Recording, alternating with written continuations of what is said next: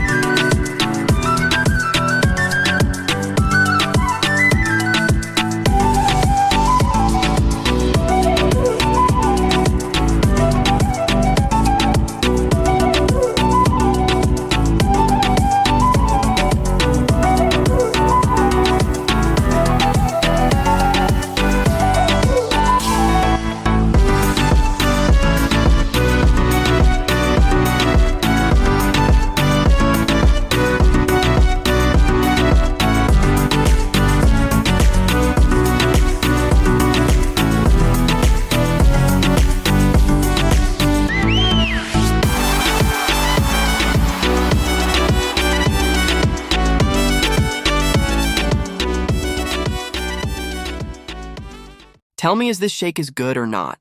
Thanks for watching, subscribe.